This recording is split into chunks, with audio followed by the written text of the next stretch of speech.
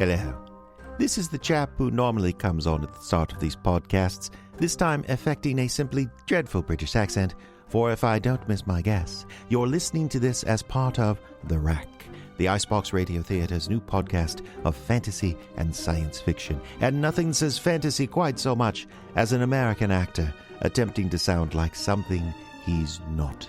Now, we love all of our listeners, of course, but we especially love those who have stepped through the velvet ropes to become a listening supporter.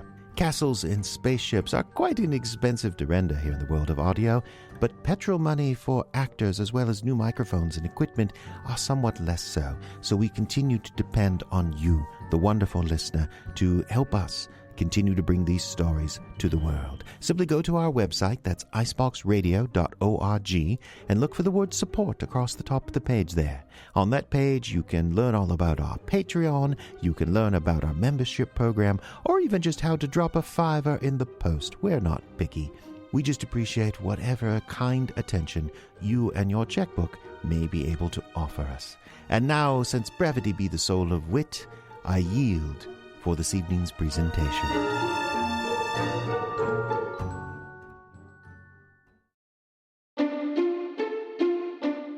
You are driving in a dark forest, the pine boughs heavy with snow. At the end of a long dirt track road, you arrive at your destination. It's a small, weather-beaten motel called Toujours Gelée. It's not much to look at, really. Just a single weather-beaten shack surrounded by a half-dozen equally run-down cabins. Out back, there's a dingy fishing dock right next to the spaceport. And a few picnic tables for cleaning fish conveniently placed right next to the time portal. So it's easy to dispose of the chum. Come up to the office now. Let the bear in the tuxedo take your bags. Ask the time-traveling Viking at the concierge desk if you have any questions, and then step up to the main desk to meet the owner, Old Pierre. Hello, and welcome to Toujours Gelée Motel. Looking for something to do? We have all kinds of tourist information right over here. I invite you to select a brochure from The Rack.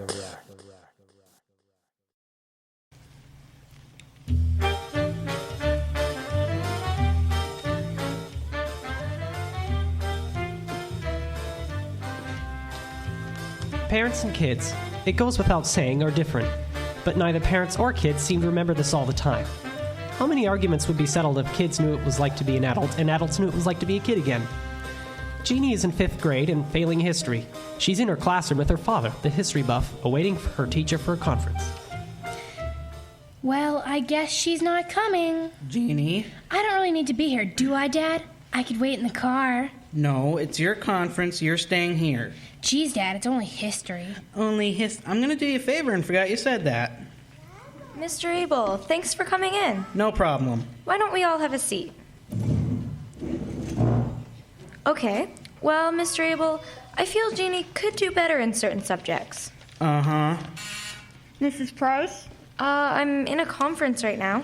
Mr. Lenmauer needs to see you in his office for 5 minutes. It's important. I really can't right now. He leaves for his vacation tomorrow, and he needs to talk to you before he goes. It will only take a minute. I'm sorry. I really should go. That's all right. I blocked out an entire hour for this. We've got plenty of time. I'm really sorry. It'll only take a minute. That's all right. I suppose asking you to. No. We could postpone this to. No. Dad, you're No. not being reasonable. It's not like I'm failing. You're getting a D in history. I have A's in English and gym. And a low D in history. It's not the end of the world. If enough kids thought that way, it might be. You're overreacting, as usual. History is extremely important. Wars, dates, and dead guys. Who cares? It's not like that anymore. I've seen your textbook. There's plenty of stuff about social history, how families worked, and what women did. A history of cooking. Thrillsville. Jeannie, if you don't know where you've come from, you can't figure out where you're going. And besides, the past might be important to you someday. Like when? Like when you have some past to look back on. I mean, it's easy to ignore history when you've only been on the planet 10 years. Fine. When I'm ancient like you, I'll get into history. Which will be too late to salvage your grade this term. I mean, how can you not like history? I see history everywhere. I know. This room. I was in this room when I was your age. Miss Price was probably your teacher. Actually, we were in high school together. I had a crush on her. Dad! It was harmless. We were 3 years apart and she didn't know I existed. But this room, I remember this room. Mrs. Fitch was my teacher in this room. I've never heard of her. Oh, she retired before you were born. You know, it's funny, some things haven't changed. That handwriting chart above the blackboard's the same. I remember this radiator. Mackie Olson carved his name on this radiator. Fascinating, but what exactly does this have to do with General Custer and the Teapot Dome Massacre? Wow, do you realize some of these desks are the same, too? Here we go. I'm a hostage on memory lane. In fact, no, couldn't be. What is it? This desk right here. This was my desk. How can you tell them apart? JK was carved in the corner. Yep, right there. Clear as day. This was my desk. Hey, it's empty. Yeah, that was Ryan Merrill's desk. He moved to Rochester. Wow, I never would have thought my old desk would still be here. You aren't going to sit at it, are you, Dad? You'll get stuck. Oh, it's not that bad. I'll just... Leave my knees in the island. Dad! What is it? What's happened? Honey, you're as white as a sheet. Dad? Is that you? Are you feeling sick? We'd better... Move this conference along and get you home. Jeannie, what's wrong with you? You were younger. Well, yeah, I was once. No. Right now. A second ago. When you sat at the desk, you turned into a little kid. What? Your desk. You sat in your desk and you turned into a kid my age. I know you're trying to get out of this conference, but this is just sad. You don't believe me? Jeannie, come on. You did. I saw you. I don't even know what you're talking about. I turned into a what? You turned into a little kid. Okay, not a little kid, but a kid my age. What do you mean turned into? I don't know. You just transformed. You sat at the desk and then it wasn't you anymore. It was some kid. Look, I'm going to sit at this desk again. No. To show you... How ridiculous you're being. Ah! Now just stop that, young lady. There's no reason... Dad, look at yourself. I don't... Huh? See? I haven't seen this shirt in years. You haven't? It was my favorite shirt. Mom got it from Sears. Fran Turkington. I'm really sorry about the delay. Now if we... Oh, Hi, Mrs. Price. where did your father go? He, went to the bathroom. Hello, who's this? Don't you recognize me? I don't think so. Are you in Mrs. Anderson's class? I was in Mrs. Fitch's class. Mrs. Fitch? She retired years ago. Well, whatever the case, young man, I'm having a conference in here right now, so you'll have to leave. Now, where did... Mrs. Price? Oh, there you are. Let's get started. Dad? Jeannie, it's time for your conference. Dad? What happened? Are you okay? Come sit down. But... Now, young lady, we'll talk about it later. Now, come on.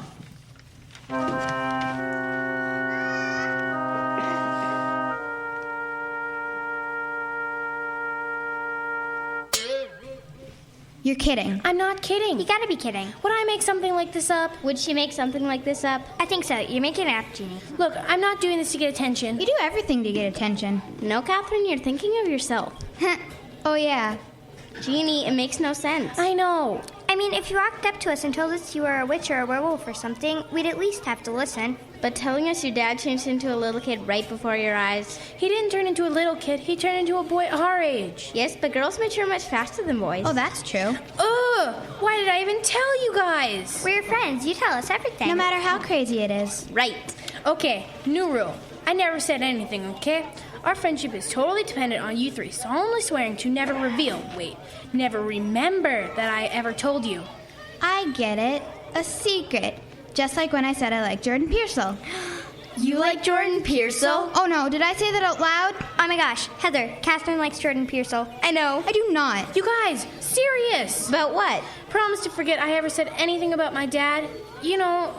All right. You never said anything. And neither did I. Oh, you're not getting off that easy. Just please be serious, all right? We promise. But hey, Jeannie, your dad's here. What? What do you mean? Your dad's here. Look, right over by our classroom. Do you have another conference today?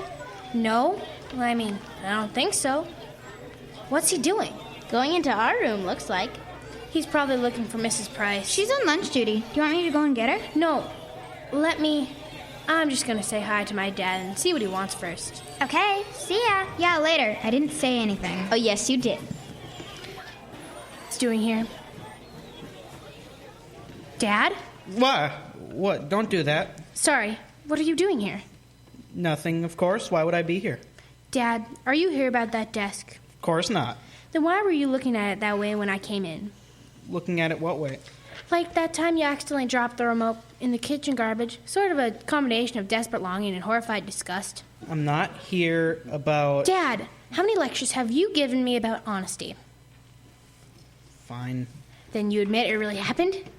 I don't know what happened. I know what I think I saw. And what I saw, and what Miss Price apparently saw, and... But it doesn't make any logical sense. Who cares if it makes any sense? It happened, right? Do it again. No. Come on, Dad. Sit at the desk. No, I'm not going to sit at that desk. Why not? I won't fit. Dad, honestly? I was just thinking. About what? 5th grade. I love 5th grade. You must have been in a different 5th grade than I'm in. Yeah. Couldn't have happened. Dad, sit at the desk. I can't believe I'm doing this. Dad, Yes? you should open your eyes. Yeah, I should. Are you going to open your eyes now? I'm afraid to do that. I'm afraid to listen to the sound of my voice, too. Oh, no, do I sound like that? No.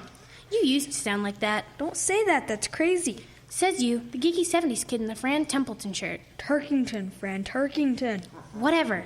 Open your eyes. Oh, What is it? I think I'm having a coronary.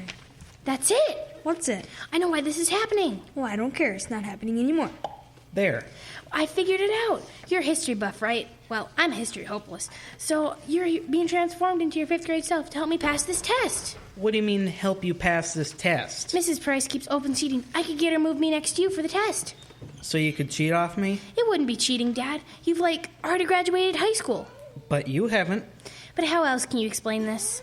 Hallucination? For both of us? I may be a 5th grader, but I know that two people can't have the same hallucination. I don't know what's happening, but whatever it isn't happening so you can pass the test. How do you know? We don't really know what's going on, right? It could be anything, so why not me and my test? Because, weird mass hallucination or not, I'm still your dad and I'm not going to let you cheat on a test. But what other reason could there be? I mean, I'm never going to get the Louisiana Purchase stuff on my own. You'll just have to... What? I'll never get it. I've been reading the book, and it just doesn't make any sense. Your test is on Louisiana Purchase? Yeah, why does the Louisiana Purchase have an Oregon Trail running through it? The Louisiana Purchase? George Washington bought a bunch of land. Big deal. Jefferson. Thomas Jefferson bought it from France. They were strapped for cash because of a war. See? That's exactly the kind of thing I need from you, Dad. Dad? Earth to Dad. Oh, sorry, Jeannie. You okay? You looked all dreamy and happy and stuff. What's wrong?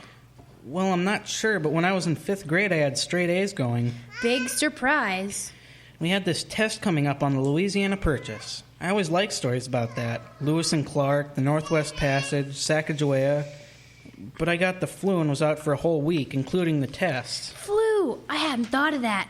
There was a 3rd grader with the flu. Maybe he'd sneeze on me.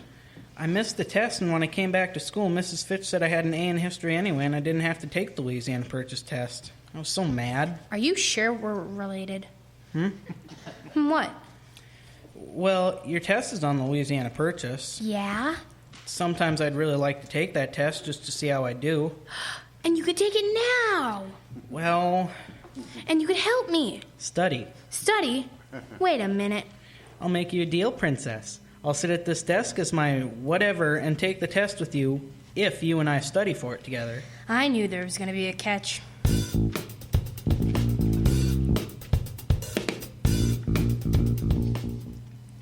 Thank you so much for visiting our class, Mr. Abel. I'm sorry there wasn't much more for you to do. That's all right. I thought it was interesting looking over that test. I love reading about the Louisiana Purchase. I took a peek at Jeannie's. I think she did okay. I'm glad. We did a lot of studying together. Dad, I think I did okay. I think so too, honey. Mrs. Price was just saying... Let me grade the test first. But yes, Jeannie, I think you did a lot better. That's strange. What is it, Mrs. Price? There's a test here for a student I don't recognize. I've never had a friend Tarkington in my class, have I? That name's familiar somehow. Yes, it is. Well, I'm sure it'll all work out. It's not likely a 5th grader snuck into my class on test day. Nope. I'd like to know who he is, though. He almost did as well as Jeannie. Yeah, What? What? Well, I haven't graded them yet, of course, but he got that one wrong. What? And that one too. You can't blame him, Mrs. Price. It was a really hard test. Be nice, Jeannie. Maybe he just didn't take the time to study. Oh, he had enough time to study. Yeah, a couple decades. Oh well, some of us are history buffs. And some of us are history hopeless.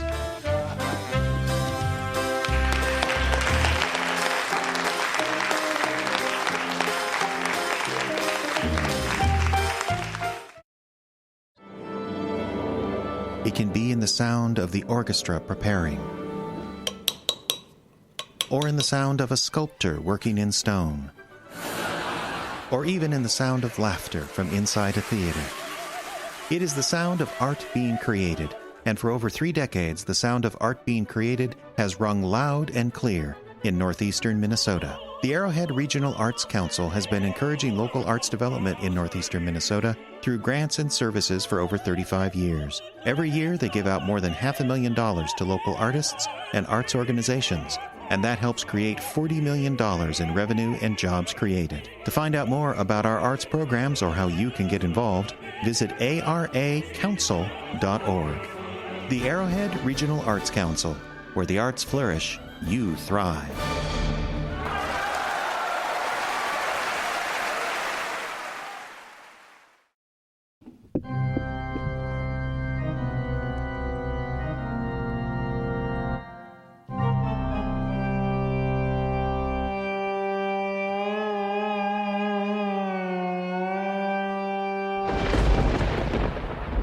Thrice the brinded cat hath mewed, thrice and once the hedge pig whined. Harpier cries, "'Tis time, 'tis time!" Round about the cauldron go, in the poisoned entrails throw. Toad, that under cold stone days and nights has 31 sweltered, venom sleeping got. Boil thou first i' the charmed pot. Double, double, toil and trouble, fire burn and cauldron bubble. Is that it? It doesn't look like it. It was the newt eyes. It wasn't the newt eyes. Why do you always think it's the newt eyes? I don't. I just always think it was whatever you were in charge of. Shut up, both of you. I'm going to call the distributor. No, it's not always my fault. The snakeskins last week, the Beetlejuice at Thanksgiving. Stop it, you'll make her cry. Harry? Blast. I got voicemail. We need fresh newt eyes. I didn't mean anything by it. Quiet, both of you. Harry? Esmeralda Wolfsbane here. If you're there, could you pick up? Harry? This is all your fault. Oh, stop picking on me. Gonna cry now, baby? Stop it. Cry? Cry now? Knock it off, both of you. She started it. Just quit. Harry's gone. We're stuck with no newt eyes. Oh, we dragged the cauldron all the way up here. Oh, shush. Quiet. Quit bossing us around. Yeah, we've got feelings, Esmeralda. Who died and made you queen anyway? Mother, remember? It was in the will. I'm queen, you're mistress of darkness, and she's head of newt eyes. Oh, I'm such a failure. I'm sorry, Mummy. Quiet. There's someone out there. I think you're right. Wands ready, girls? I think I forgot mine. Or pick up a stick. The way you use your wand, no one will know the difference. Don't you start too. Quiet. Mortals. Hi, I'm Mike, and this is Karen. We're 2 teenagers, out on a date. We had a little car trouble down there. There's something scratching on the roof, and there's a bloody hook hanging from the door handle. We were just headed over to that old abandoned mansion when we saw the light from your fire. Do either of you have a cell phone? You mean you don't have one? Well, I keep getting calls from a mysterious deep voice saying, "I know what you did," over and over. So I left it at home. And I accidentally watched a cursed video on mine, and it said I was going to die in 7 days, so I figured it was pretty pointless bringing it. Cursed are you, and cursed you shall remain. For into the domain of darkness you have both stumbled. Prepare for the torments of hell. I can't this week. I've got the SATs tomorrow. God, kids today, they're so jaded. You can't scare them at all. Mere mortals cannot live on the Devil's Peak during the new moon. Prepare yourselves. It's not a new moon. What? The moon. It's not new until tomorrow night. See, there's a little sliver right there.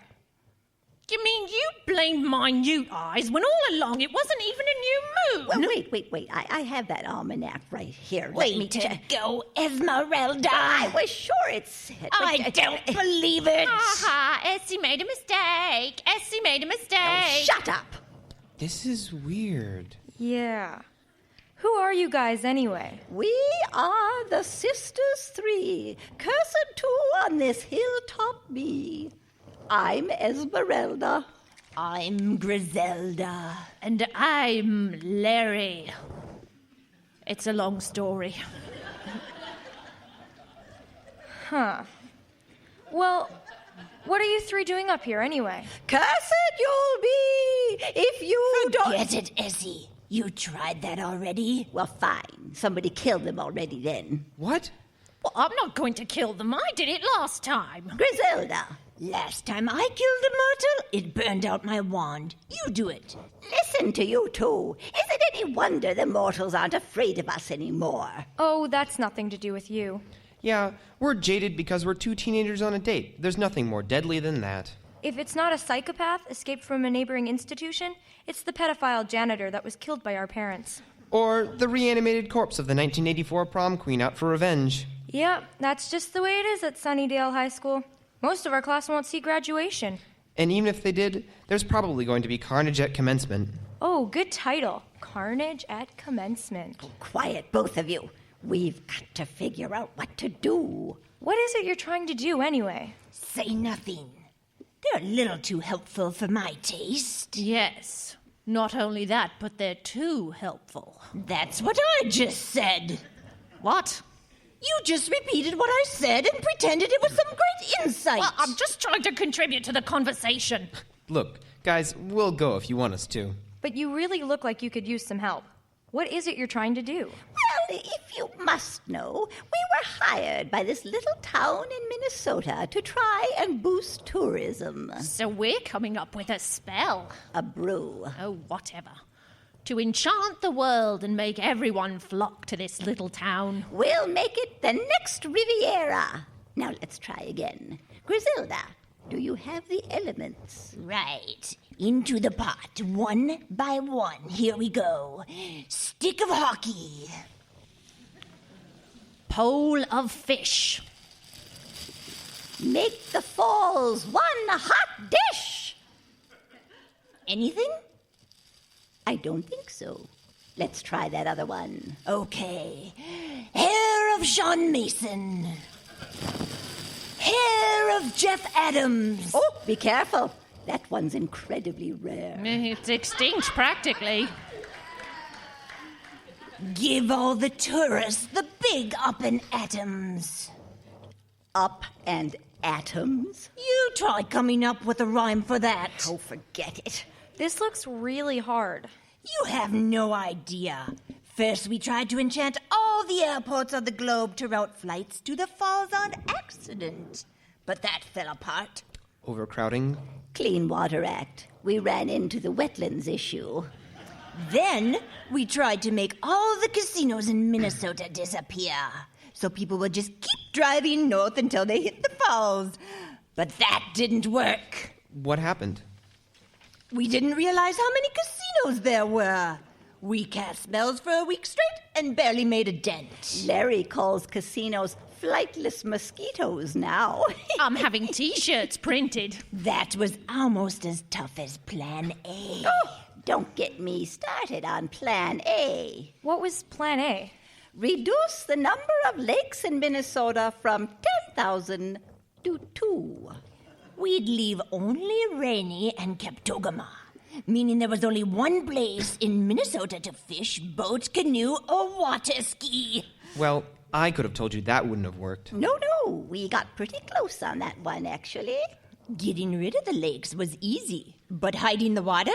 That was impossible. Ugh, my feet are still wet. Oh, quit complaining. I had to stash Minnetonka in my bloomers. Try walking normally with that sloshing around downstairs. Hey, can we ask you something? What? Well, all these plans, we noticed all you've tried to do is change the world, so they'll come to this small town. So? Well, wouldn't it be easier to just change the falls so people would come to it instead of changing the whole world? Change the falls? What do you think we are? Magic?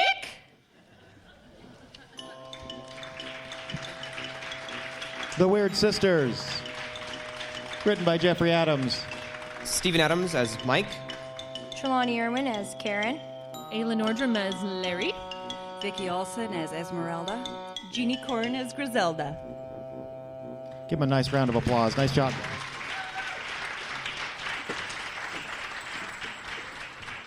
And we'll talk about the script later. All right. Well, we have a couple seconds, actually about 45 seconds to be exact, to kill some time as we get everything ready over here for our main show this evening. Harley, don't tell the audience the time because some of them have digital watches. Alrighty. So as it turns out, I'm going to read you a story I wrote and rewrote onto a paper today. I wrote it in second grade. I went through my files and I found, because I wanted to go to one of the schools and get a story written by a student, but as it turns out, none of them were giving up their work. So here it is. By me in second grade. Once upon a time, there was a bad witch. That was making a bad stew. This stew recipe called for a frog, and the witch put it in. And then put in another thing. And put in a spider. And put in a big, super big onion. The onion made the witch go blind. So all the kids were happy. Harley Droba, everybody.